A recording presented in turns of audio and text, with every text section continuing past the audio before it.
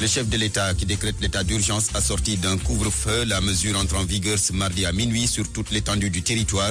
C'est ce qui est sorti de l'adresse du chef de l'État à la nation hier. Des mesures qui entrent dans le cadre de la lutte contre la propagation du coronavirus. Des dérogations seront tout de même appliquées aux journalistes selon le ministre de la Communication Abdoulaye Diop. Awa Marie Coll Seck, l'ancienne ministre de la Santé, salue ces mesures annoncées par le chef de l'État. Et puis notez qu'une des conséquences de l'état d'urgence, le transport interurbain suspendu pour 12 jours. Vous entendrez à ce propos le ministre Oumar Youm.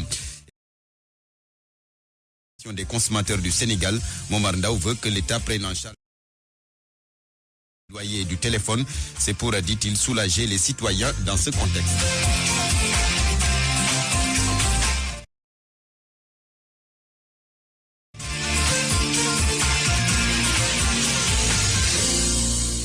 Le président de la République qui décrète l'état d'urgence assorti d'un couvre-feu à compter de ce mardi à minuit sur toute l'étendue du territoire. Mesure annoncée lors de son adresse à la nation hier. C'est pour, dit-il, éviter la propagation du coronavirus au Sénégal. Nous écoutons le chef de l'État Macky Sall.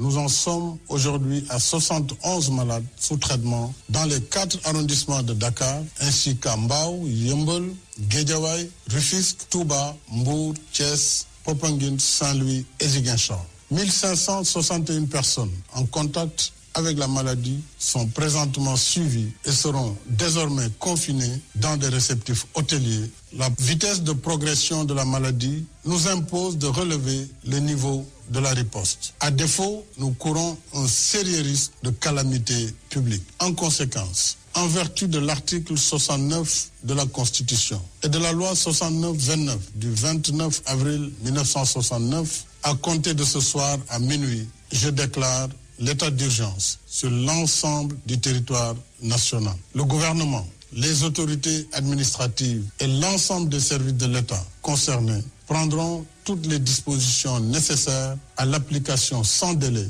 du décret sur l'état d'urgence. Ces mesures non exhaustives pourraient évoluer en fonction des circonstances. Elles sont assorties d'un couvre-feu sur l'étendue du territoire national de 20h à 6h. Conformément à l'article 77 de la Constitution, je saisirai l'Assemblée nationale d'un projet de loi habilitant le président de la République à prendre pour une durée de 3 mois des mesures relevant du domaine de la loi afin de faire face aux impératifs d'ordre budgétaire, économique, social, sanitaire et sécuritaire de la lutte contre le Covid-19. Le chef de l'État Macky Sall qui a également annoncé 1000 milliards de francs CFA pour atténuer les effets du Covid-19 au Sénégal. Ce fonds de riposte permettra une remise partielle de la dette fiscale due par les entreprises, les ménages, les secteurs les plus touchés, les Sénégalais de la diaspora, la presse entre autres. L'État veut conserver les emplois. Le président Macky Sall appelle les bonnes volontés à contribuer aux côtés de l'État pour alimenter le fonds de riposte et de solidarité Force Covid-19. Abdou Diouf Junior. La riposte contre cet être infiniment petit exige de gros moyens. L'État prévoit 1000 milliards pour faire face aux effets du coronavirus. Macky Sall. Ce fonds sera alimenté par l'État et toutes les bonnes volontés. Je lance un appel à tous, au secteur privé et aux partenaires bilatéraux et multilatéraux, afin qu'ils apportent leur soutien aux forces Covid-19. Les ressources du fonds vont servir à soutenir les entreprises, les ménages, la diaspora, entre autres, a dit le président de la République. Une enveloppe de 50 milliards sera consacrée à l'achat de vivres pour l'aide alimentaire d'urgence. Des mesures fiscales générales et spécifiques seront également prises en soutien aux entreprises. Je tiens en particulier à l'approvisionnement régulier du pays en produits médicaux et pharmaceutiques. Il en est de même pour les denrées de première nécessité. Les secteurs les plus touchés vont bénéficier en priorité de ce fonds. En particulier l'hôtellerie, la restauration, le transport et la culture. Ces mesures seront également étendues à la presse, compte tenu des changements induits dans ces grilles de programme et du rôle de service public qu'elle joue dans le contexte de la crise. Le président Macky Sall appelle les Sénégalais à respecter les mesures prises pour barrer la route à la maladie. Abdou Diouf Junior, le professeur Awa Marie Coll Seck, qui salue justement ces décisions annoncées par le chef de l'État. Pour l'ancienne ministre de la Santé, il s'agit de mesures adaptées à la situation du Sénégal. Awa Marie Coll Seck invite par ailleurs tous les Sénégalais à respecter ces décisions pour éradiquer définitivement le Covid-19 au Sénégal. Nous écoutons Awa Marie Coll Seck, une réaction hier sur l'antenne de la RFM dans notre édition spéciale. Je pense que chaque pays a ses réalités et donc il fallait aussi trouver une stratégie pour le Sénégal et pour les Sénégalais et pour également le type d'économie que nous avons. Et c'est pour cela que l'état d'urgence me semble être une étape et une décision qui va nous mener vers peut-être un succès. Je l'espère en tout cas. Mais ce sont des mesures drastiques mais qui peuvent être encore plus dures si jamais la situation ne s'améliore. On ne parle pas encore de confinement au Sénégal. Le confinement, c'est encore plus que l'état d'urgence, parce que l'état d'urgence, on vous dit entre 20h et 6h du matin, on ne veut plus voir personne dans la rue, mais dans le reste, les gens peuvent aller et venir, diminuer au maximum, mais peuvent encore le faire. Alors que dans le confinement, les gens restent chez eux, plus personne ne bouge, sauf certains corps ou dans certains cas d'urgence. Donc c'est une étape, disons, supérieure, mais il faut dire qu'on a des exemples. L'Italie est là, par exemple, qui est dans le confinement, mais qui n'a pas encore les résultats escomptés. Donc chaque pays a peut-être sa particularité. Il faut apprendre des autres. Il faut essayer vraiment de minimiser aucune piste, mais pour moi, l'étape que nous avons eu à franchir aujourd'hui est une étape importante et je veux vraiment féliciter Monsieur le Président de la République, féliciter Monsieur le ministre de la Santé qui, avec son équipe, ont vraiment fait le maximum. Ils se sont battus, je sais qu'ils ne dorment plus et cela, il faut les aider maintenant. C'est à la communauté de les aider en suivant les mesures qui sont préconisées. L'ancienne ministre de la Santé, Awa Marie Coll Seck, qui répondait aux questions de Babacar Fall et de Macoumba Bey. Une des conséquences de l'état d'urgence, le transport interurbain suspendu pour 12 jours. C'est ce qu'a dit en tout cas le ministre en charge du secteur. D'après Oumar Youm, ce sont les circonstances actuelles qui dictent cette interdiction puisque le transport constitue un vecteur de transmission du virus.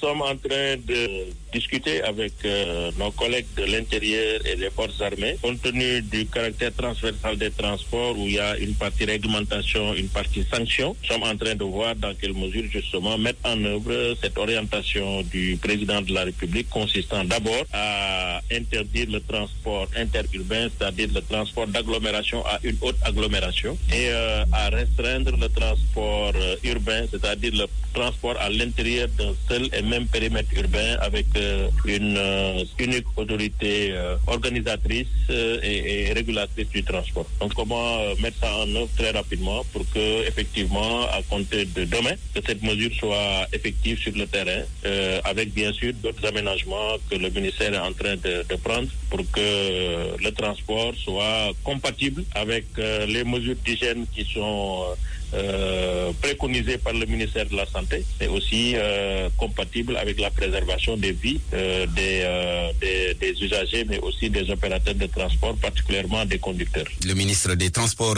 Oumar Youm, et puis dans le cadre de l'application ou de la mise en œuvre de l'état d'urgence assorti du couvre-feu, notez que des dérogations seront appliquées aux journalistes. C'est du moins ce qu'a annoncé le ministre de la Culture et de la Communication qui déclare qu'il va rencontrer d'ailleurs ce mardi les patrons de presse et le ministre de l'Intérieur en ce sens. Le ministre de l'Intérieur, justement, Aly Ngouille Ndiaye, qui rencontre la presse ce matin à 11h dans les locaux de son département. Il veut expliquer davantage la déclaration de l'état d'urgence et de sa mise en œuvre, rencontre dans le cadre de la lutte contre le Covid-19. L'appel du président de l'ASCOSEN, l'association des consommateurs du Sénégal, Momar Ndao, demande à l'État de prendre en charge les factures d'électricité, d'eau, de téléphone et du loyer pour soulager les citoyens dans ce contexte marqué donc par le coronavirus. Momar Ndao au micro de Macoumba Bey. Compte tenu donc de l'impact des mesures et des difficultés liées au Covid-19, nous demandons à ce que le chef de l'État puisse prendre pour un bimestre donc les factures d'eau, les factures d'électricité, les factures de téléphone et le loyer. Ça ne fera pas beaucoup d'argent par rapport aux 1000 milliards qui sont prévus, parce que si personne ne paye pendant un bimestre l'électricité au Sénégal, ça fait dans les 64 milliards. Si un bimestre, personne ne paye l'eau, ça fait 68 milliards. Donc, on est à peu près à 82 milliards. Maintenant, toutes les activités liées au logement rapportent environ 150 milliards à peu près. Parce que la dernière étude qui avait été faite, c'était 122 milliards. Et donc, ce qui veut dire que, avec 15 milliards, on pourrait donc effacer tout ce qui a trait au logement.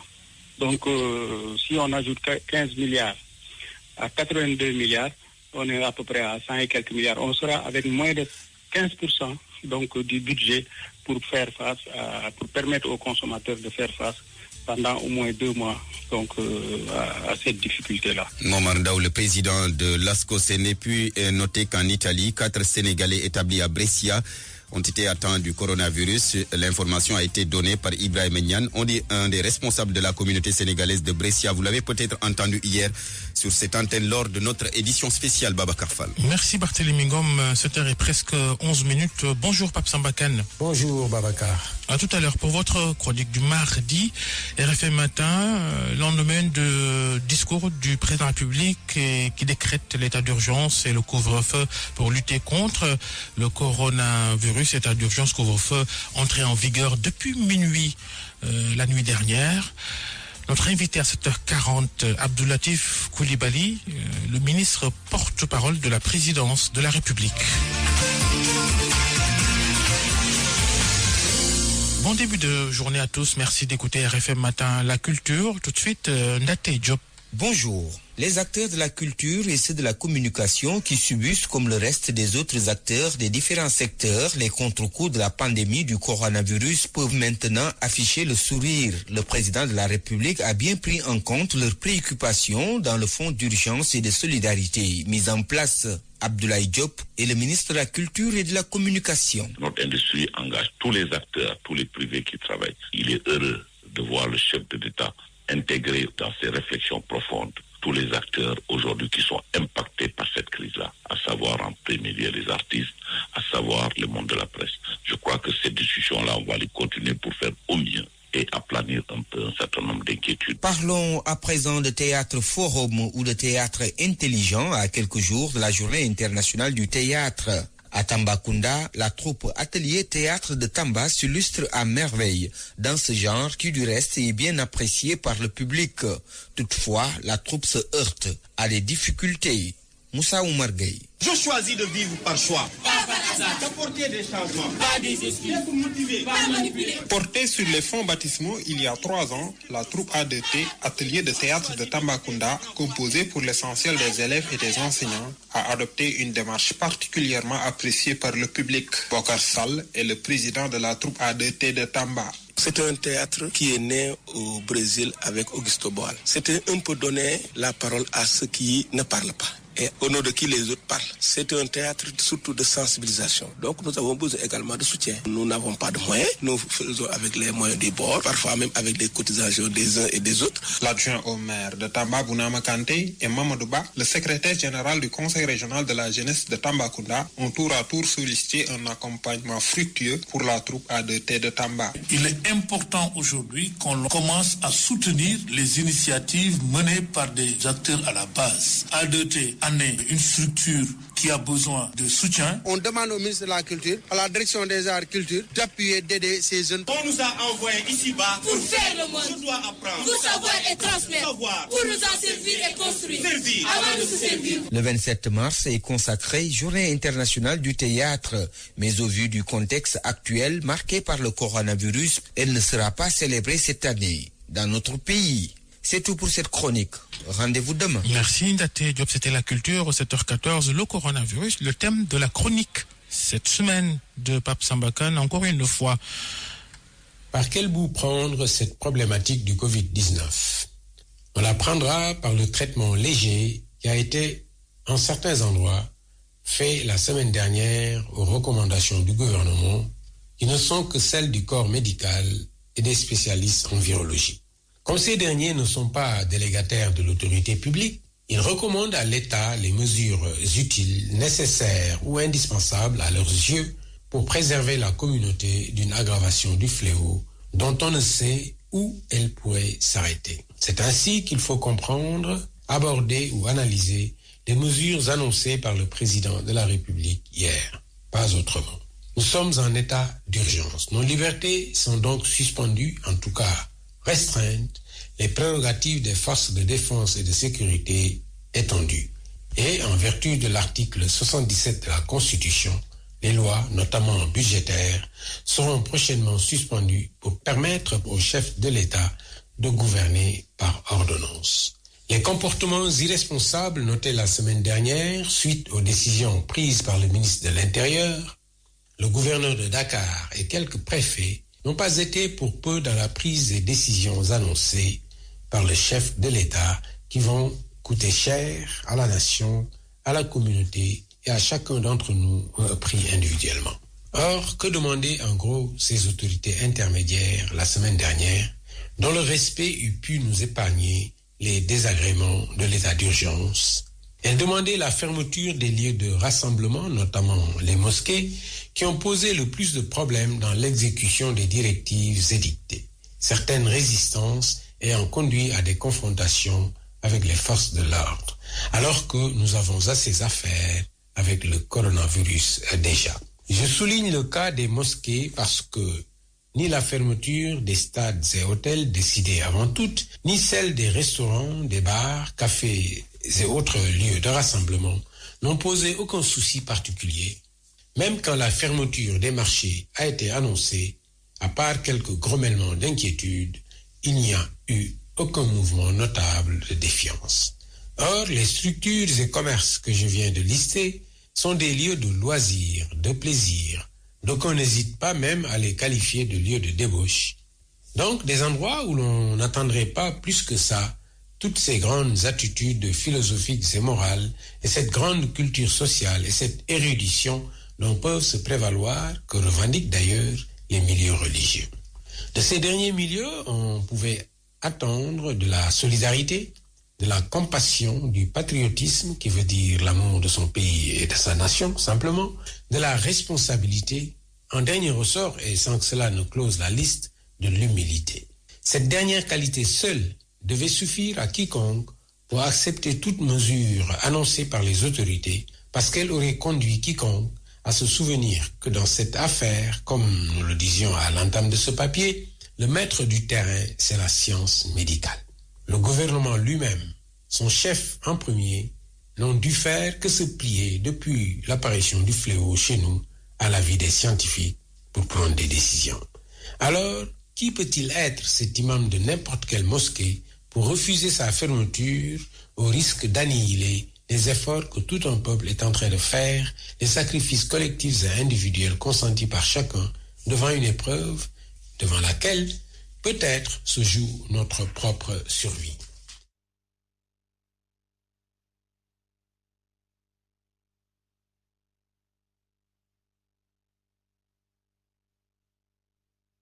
Suivi par tous, peut-être que nous n'en serions pas à voir le chef de l'État monter au créneau pour sortir ses armes suprêmes, quasiment, afin d'asseoir l'autorité de l'État passablement malmenée la semaine dernière. Parce qu'après l'état d'urgence, le couvre-feu y afférent et les ordonnances, il ne lui restera plus que l'état d'exception.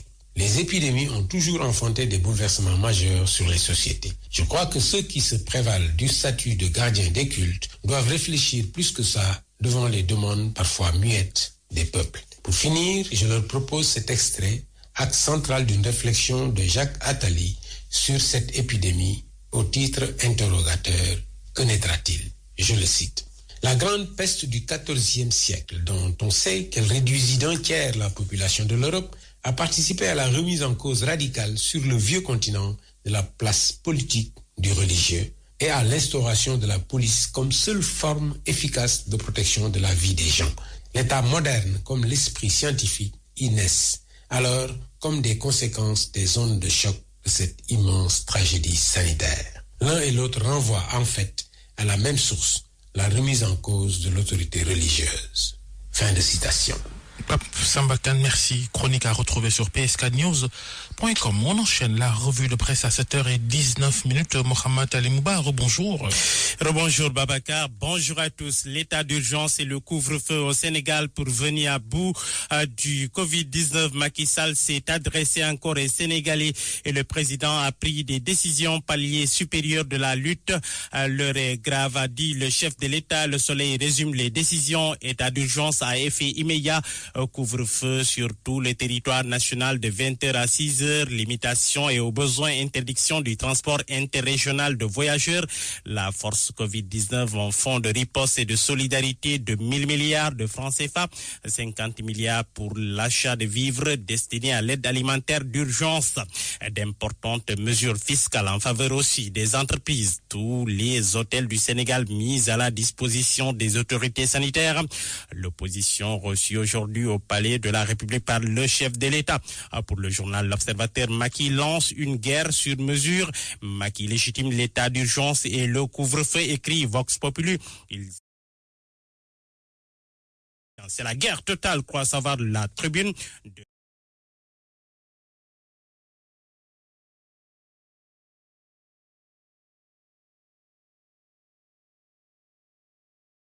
Immédiate de tous les contrevenants.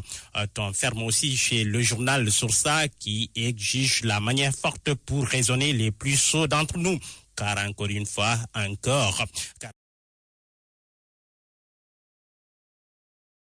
fait de grandes enjambées au Sénégal. Une bonne partie du pays touchée. 7 cas à Thiès en l'espace de 48 heures. 2 patients positifs à Rufisque. 2 nouveaux cas à Ziguinchor. La mairie fermée après un cas suspect. 2 familles en quarantaine à Kaolack. L'Observateur informe ce matin que l'ancien ministre sous l'ère Abdoulaye Wade, Moustapha Guirassy, a chopé le virus lui aussi. Dans la seule journée d'hier, 12 nouveaux cas positifs, soit 71 malades sous traitement. Là, ce qui fait la situation du Covid-19 au Sénégal et informe que le Modou de Touba, le fameux Modou de Touba, est sorti de l'hôpital guéri. Commentaire de sucré salé. Le confrère nous dit qu'une personne infectée qui quitte son lieu d'internement pour se rendre tranquillement chez elle à Pikine, un peu comme ces nombreuses personnes qui veulent rentrer au pays sous prétexte de fuir leur pays de résidence où l'infection au Covid-19 bat tous les records. C'est à ce genre de comportement inconscient que la proclamation de l'état d'urgence veut mettre fin. Mais l'efficacité de tout cela ne sera mesurée, selon le confrère, que le vendredi prochain, si les mosquées restent fermées à Dakar et à Touba essentiellement. On saura alors si le capitaine a repris le gouvernail du navire. Dans l'édito signé par le journal Enquête, nous pouvons lire que dans tous les cas, nous voilà enfin dans la réalité, enfin dans le mille. Le président Macky Sall a bien raison dans son discours d'hier d'insister sur le fait que la Covid-19 ne discrimine pas entre riches et le pauvre. On devrait ajouter qu'il ne connaît pas de frontières religieuses, confrériques, ethniques, de caste, de race, etc. Ce qui l'intéresse, selon le confrère, c'est la matière vivante humaine qui se déplace pour le transporter de corps à corps. Nous voilà donc